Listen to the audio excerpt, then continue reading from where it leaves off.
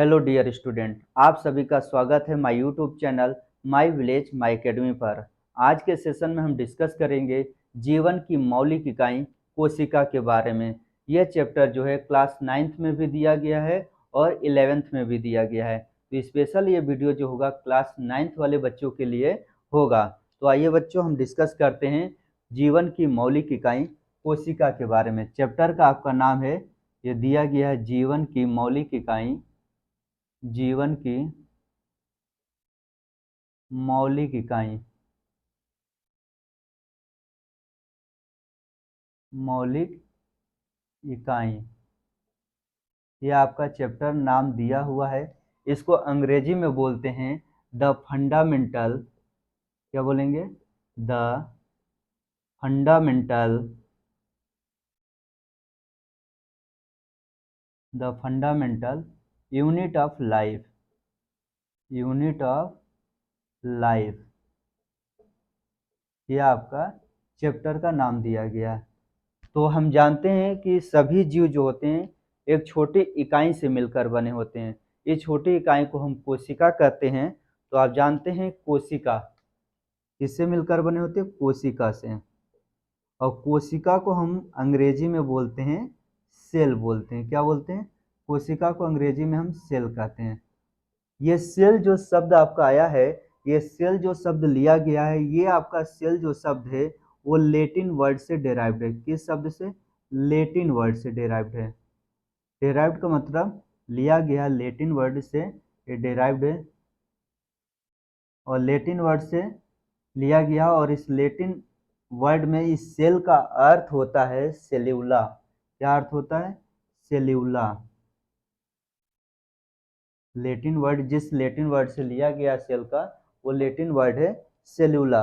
और इस सेल्यूला का अर्थ होता है a small compartment, a small compartment, compartment. तो बच्चों, आपको समझ में आया कि हमारी ये कोशिका हिंदी में बोलते हैं और अंग्रेजी में इसे सेल बोलते हैं। और ये जो सेल शब्द है ये आपका लेटिन शब्द से डेराइव्ड किया गया, अर्थात लेटिन शब्द से लिया गया है। और जिसका लेटिन शब्द किस शब्द से लिया गया? सेलुला से लिया गया। और इसका अर्थ होता है स्मॉल कंपार्टमेंट। और हिंदी में इसको बोलेंगे एक छोटा कमरा। इसका अर्थ हिंदी में क्या होगा? एक छोटा कमरा, एक छोटा कमरा। इसका हिंदी में अर्थ होगा एक छोटा कमरा। अब ये कोशिका के बारे में जानेंगे थोड़ा और कि कोशिका क्या है। तो कोशिका का अगर हम परिभाषा निकालें, क्या निकालें? परिभाषा। तो दो इसकी परिभाषा हम बना सकते हैं। परिभाषा किसकी? कोशिका की परिभाषा क्या होगी, या कोशिका किसे कहते हैं? कोशिका की परिभाषा,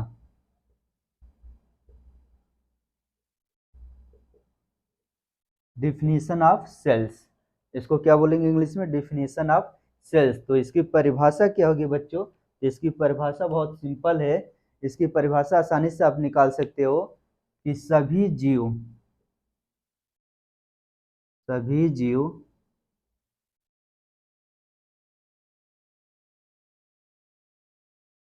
सूक्ष्म, सूक्ष्म, सभी जीव सूक्ष्म इकाइयों से,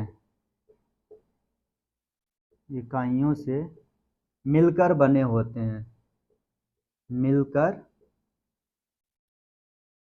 बने होते हैं, मिलकर बने होते हैं, जिसे कोशिका कहते हैं। जिसे क्या कहते हैं? जिसे कोशिका कहते हैं।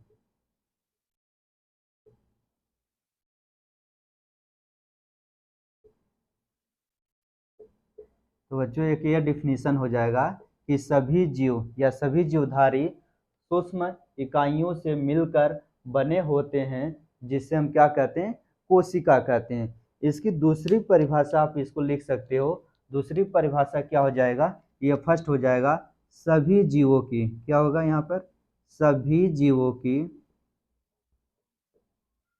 सभी जीवों की संरचनात्मक, संरचनात्मक नात्मक एवं क्रियात्मक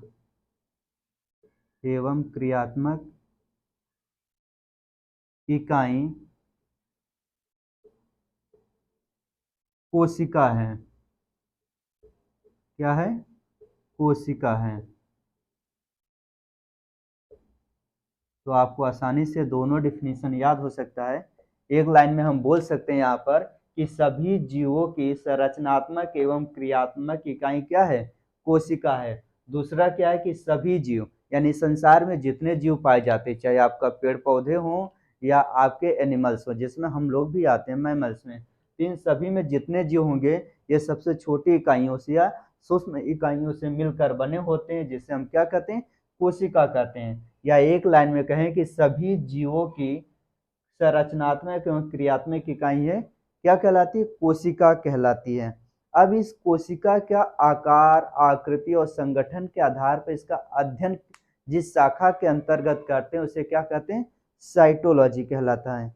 अब यहाँ पर अगला आपकी परिभाषा आ सकती है साइटोलॉजी, यानी ये कोशिका है तो किसी शाखा के अंतर्गत हम इस कोशिका का अध्ययन भी तो करेंगे। ये कोशिका क्या है, ये कैसी बनी है, आकार में कैसी दिखती है, तो इसके बारे में। तो यहाँ पर क्या है?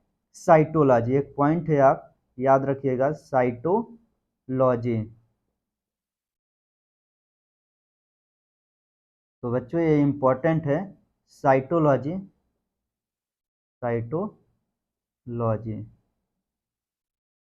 अब ये साइटोलॉजी क्या है? तो कोशिका के आकार, आकृति, संगठन तथा संगठन का अध्ययन। किसका?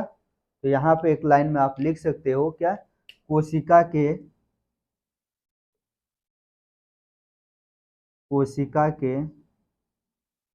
आकार, कोशिका के आकार, आकृति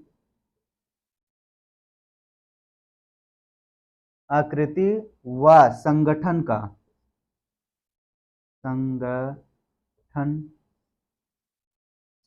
का अध्ययन क्या कहलाता है? साइटोलॉजी कहलाता है। अध्ययन साइटोलॉजी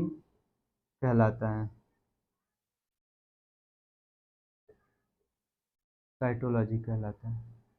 तो अब ये बच्चों साइटोलॉजी क्या है? यानी यहाँ पर कोशिका तो हम जान गए कि कोशिका लैटिन शब्द से डिराइव्ड है, जिसका अर्थ, जिस शब्द से डिराइव्ड है उसका अर्थ होता है यानी अ स्मॉल कंपार्टमेंट। यानी किस शब्द से लिया गया? सेल्यूला से लिया गया, जिसका अर्थ होता है स्मॉल कंपार्टमेंट। इसका डिफिनेशन होता है सभी जीवों की संरचनात्मक क्रियात्मक इकाई कोशिका कहलाती है। लेकिन इस कोशिका किस आकार की होती है, यानी किस आकार की होगी, किस आकृति की होगी, शेप एंड साइज। यानी आकार का मतलब होगा आकार और आकृति का शेप एंड साइज। याद रखिएगा दोनों में अंतर है, आकार आकृति में डिफरेंस है। शेप एंड साइज, आकार का मतलब हो गया, यहाँ पर आकार का मतलब आपका क्या हो जाएगा? साइज हो जाएगा, और शेप का मतलब हो जाएगा आकृति।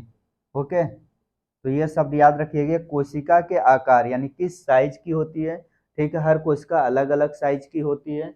इसके बाद आकृति, इसकी बनावट भी हर कोशिका की, कोई गोल आकार की हो सकती है, कोई हेक्सागोनल आकार की हो सकती है, कोई अनियमित आकार की हो सकती है। जैसे गोल आकार की कोशिका कौन सी पाई जाती है?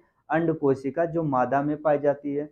अंड कोशिका। अनियमित आकार की कोशिका कौन पाई जाती है? जैसे हमारे ब्लड में एक कणिका है जिसका नाम है WBC, यह अनियमित आकार की होती है। अनियमित आकार का एक जीव होता है जो अमीबा, उसी के नाम पर पड़ गया, इसका नाम एमोबॉइड सेल्स इसको कहा गया। और संगठन का अध्ययन, तो यहाँ पर संगठन का मतलब हो गया कि कोशिका किन किन चीजों से मिलकर बना है का अध्ययन क्या कहलाता है? साइटोलॉजी। तो याद रखिएगा, कोशिका के आकार यानी साइज, आकृति यानी शेप, व संगठन यानी संगठन का मतलब कंपोजिशन। कोशिका किन चीजों का, संगठन का मतलब कंपोजिशन। ठीक है, कंपोजिशन यानी कोशिका में किन किन चीजों से मिलकर बना, प्रोटीन से मिलकर बना है कि ग्लाइकोप्रोटीन से मिलकर बना है कि फैट से मिलकर बना है कि अमीनो एसिड से, तो ये सभी क्या है? संगठन। यानी संगठन का अध्ययन क्या कहलाएगा? साइटोलॉजी कहलाता है। तो ये आपको बात समझ में आ गया साइटोलॉजी क्या है। लेकिन ये जानेंगे कि साइटोलॉजी शब्द ग्रीक भाषा से मिलकर बना और इसका अर्थ क्या होता है, ये जरूरी है। अब आप समझोगे साइटोलॉजी। तो साइटोलॉजी इंग्लिश में लिखा जाता है, सी से स्पेलिंग स्टार्ट होती है, साइटोलॉजी। अगर इस साइटोलॉजी को हम ध्यान से देखें तो ये 2 ग्रीक वर्ड से मिलकर बना है। कितने? 2 ग्रीक वर्ड से मिलकर बना है। 2 ग्रीक वर्ड से क्या हो, मिलकर बना है। तो इसमें 2 शब्द कौन कौन से हैं? एक आपका होगा साइटोस, यानी यहाँ पे स्पेलिंग चेंज हो जाती है, KYTO, साइटोस, जिसका अर्थ होता है सेल यानी कोशिका। इसका अर्थ क्या होगा? कोशिका होगा। और दूसरा शब्द जो होगा लोगस, LO, कहीं लोगस होता है तो स्पेलिंग यहाँ पर लोगोस है, और कहीं कहीं पर जी के बाद ये LOGOUS भी दिया होगा, तो लोगोस। और लोगोस का अर्थ होता है स्टडी। क्या अर्थ होता है? स्टडी। हिंदी में बोलते हैं अध्ययन, हिंदी में अध्ययन। अब यहाँ से इसका डिफिनीशन यहाँ से भी निकाल सकते हैं। यहाँ से डिफिनीशन क्या होगा? Study of cell structure and function. तो अब साइटोलॉजी में क्या किसका अध्ययन किया जाता है? तो एक लाइन में आप लिख सकते हैं यहाँ पर, study of cells, study of cell structure and function, structure and function, structure and function. तो बच्चों आपको यह समझ में आ गया कि साइटोलॉजी के अंतर्गत हम किसका अध्ययन करते हैं। तो साइटोलॉजी के अंदर हम जिस अंतर्गत किसका अध्ययन करते हैं? स्टडी ऑफ सेल्स यानी स्ट्रक्चर एंड फंक्शन, जैसा ऊपर बताया, साइज, आकार और कंपोजिशन। और यहाँ पर भी एक लाइन में आप लिख सकते हो study of cell structure and function. तो ये क्या कहलाएगा? साइटोलॉजी कहलाएगा। तो ये आपको बात समझ में आ गया। अब इसके आगे हम जानेंगे कोशिका की खोज। तो यहाँ से आप स्क्रीनशॉट इसको ले सकते हैं और हम आगे डिस्कस करेंगे कोशिका की खोज।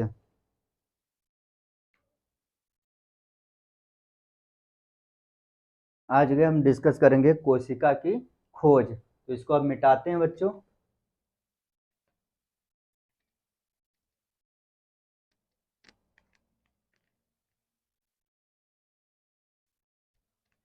डस्टर सही से काम नहीं कर रहा है तो कपड़े से सही साफ होता है।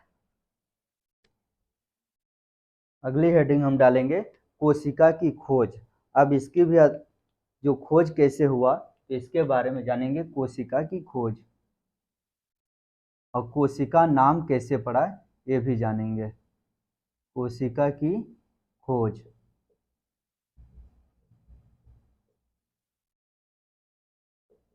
यानी इसको इंग्लिश में बोलेंगे डिस्कवरी ऑफ सेल्स। तो डिस्कवरी ऑफ सेल्स की जो खोज है तो सिंपल है। अगर एक साइंटिस्ट हुए जिनका नाम है रॉबर्ट हुक, ठीक है, और इन्होंने 1665 ईस्वी में, कब? 1665 ईस्वी में, ठीक है। वैज्ञानिक का नाम क्या है? Robert Hooke.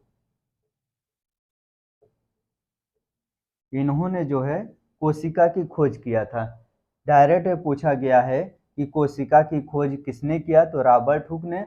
और किस सन में किया था? तो 1665 ईस्वी में। अब इसके बारे में जानते हैं कि 1665 ईस्वी में क्या हुआ कि उस समय यानी 1665 जब 17वीं शताब्दी के प्रारंभ होने से पहले, यानी 16वीं शताब्दी चल रही थी, आधी बीत चुकी, उस दौरान क्या हो गया कि उस समय बोतलों पर एक ढक्कन लगा हुआ आता था। बोतल जो था, यानी आप देखोगे तो बोतल पे एक ढक्कन लगा आता था। मानिए कि यह बोतल है,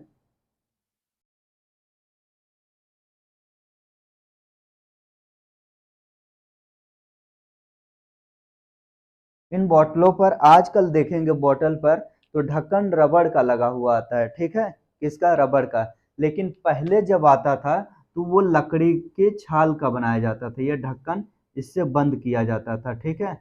ये आपका पहले के जो होता था लकड़ी के ढक्कन बनाए जाते थे, वो भी एक कार्क प्लांट है उसके छाल से बनाया जाता था, क्योंकि उसकी छाल बहुत मोटी होती थी और ये आसानी से इसको जिस बोतल के आकार की साइज चाहिए था उस आकार के बना दिया जाता था।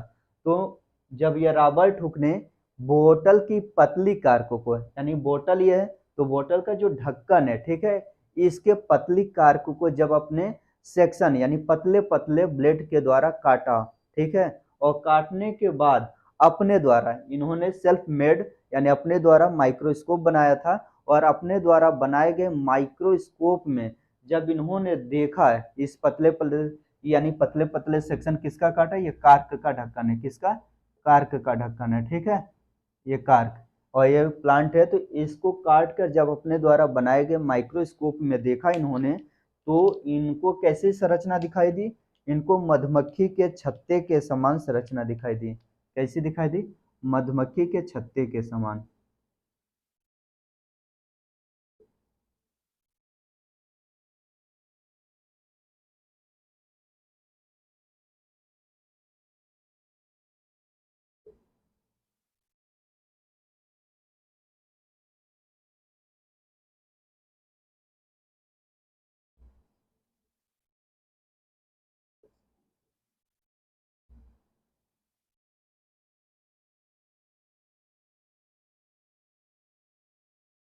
कुछ इस टाइप के यानी मधुमक्खी के छत्ते के समान संरचनाएं दिखाई दी, ठीक है, और इन सभी में इसको देखा और इन्होंने कहा कि ये मधुमक्खी के समान छोटे छोटे क्या दिखाई दे रहे हैं, प्रकोष्ठ या कोष्ठक इनको कहा, ठीक है, और इन्हीं प्रकोष्ठों को रॉबर्ट हुक ने नाम दिया क्या, कोशिका। ये छोटे छोटे जो कोष्ठक दिखाई दे रहे थे, इन्हीं कोष्ठकों को रॉबर्ट हुक ने क्या नाम दिया, कोशिका। तो ये पहली बार नाम क्या पड़ा, कोशिका या सेल कहा, ठीक है। ये अंग्रेज थे तो हिंदी में तो कहा नहीं होगा, इंग्लिश में बोला इन्होंने सेल। तो ये पहली बार सेल शब्द यहाँ पर पढ़ा कि सेल शब्द किसने दिया, तो रॉबर्ट हुक ने दिया। और इन्होंने कब खोज किया था, 1665 ईस्वी में। और किसके पतली कार्क को काटा था, बोतल की पतली कार्क को काट कर पतले पतले सेक्शन को जब अपने द्वारा बनाए गए माइक्रोस्कोप में इन्होंने जो माइक्रोस्कोप देखा तो इसको आध माइक्रोस्कोप बोलते हैं, क्योंकि यह बहुत ही पुराना प्रकार का माइक्रोस्कोप था, इस वजह से इसको आध माइक्रोस्कोप या प्राचीन माइक्रोस्कोप बोलते हैं। तो अपने द्वारा बनाए गए माइक्रोस्कोप में देखा तो मधुमक्खी के समान छोटे छोटे छत्ते दिखाई दे रहे थे, जिसको इन्होंने क्या कहा, कोशिका कहा। अब इन्होंने जिस कोशिका की खोज किया उसकी विशेषता क्या है, कि इन्होंने क्या विशेषता थी कोशिका में। तो सबसे पहले अगर इनकी विशेषताएं देखें पॉइंट वाइज, तो इन्होंने किसकी कार्क काटा, बोतल की पतली कार्क, यानी जो कार्क का था, यानी कार्क एक प्लांट है तो कार्क की छाल, ये क्या था, कार्क की छाल थी, जिसका सेक्शन काटा कार्क की छाल थी। या और ये जो छाल थी पेड़ पौधों की जो बाहरी छाल होती है, तो पेड़ पौधों में जो पाई जाती कोशिका भित्ति, इन्होंने जिस कोशिका का अध्ययन किया था मेंडल सॉरी ये रॉबर्ट हुक ने, उसका नाम वो क्या थी, कोशिका भित्ति थी। तो पौधों की वो कोशिका भित्ति थी। तो ये किसकी खोज किया था, किस कोशिका को देखा था, ये कोशिका भित्ति को देखा था। कोशिका भित्ति को अंग्रेजी में क्या बोलते हैं बच्चों, कमेंट में आप करें। तो इसको बोलते हैं सेल वॉल। क्या बोलते हैं, सेल वॉल। इसके बाद अगर इसमें देखा जाए तो ये कोशिका भित्ति पेड़ पौधों में किसकी बनी होती है, सेल्यूलोज की बनी हुई होती है। किसकी बनी हुई होती है, सेल्यूलोज की बनी होती है। ये कोशिका भित्ति किसकी बनी होती है, सेल्यूलोज की बनी होती है। अगला पॉइंट क्या हो सकता है, अगला पॉइंट ये हो सकता है कि जो कोशिका भित्ति होती है कैसी कोशिका होती है, तो अगर देखा जाए तो कोशिका भित्ति जो होती है मृत कोशिका होती है। कैसी होती है, मृत कोशिका। तो यह भी एक पॉइंट बन गया कि रॉबर्ट हुक ने जिस कोशिका की खोज किया था वो कोशिका जीवित कोशिका थी या मृत कोशिका थी। तो रॉबर्ट हुक ने जिस कोशिका की खोज किया था वो कैसी कोशिका थी, मृत कोशिका थी, ना कि जीवित कोशिका थी। और वो भी कौन सी प्लांट की कौन कोशिका थी, कोशिका भित्ति थी या सेल वॉल था। और किस प्लांट की, कार्क प्लांट की छाल थी। वो क्या किसकी बनी हुई थी, सेल्यूलोज की बनी हुई थी। इसके बाद ये जितना इन्होंने अपना अध्ययन किया कोशिका के बारे में, तो इन्होंने अपने द्वारा लिखी पुस्तक माइक्रोग्राफिया में मेंशन किया, यानी पूरी की पूरी जानकारी जो मिलती है कि कोशिका के बारे में अध्ययन सबसे पहले किसने किया और कोशिका नाम कैसे पड़ा, ये क्या, तो इनके द्वारा लिखी, किसके द्वारा, रॉबर्ट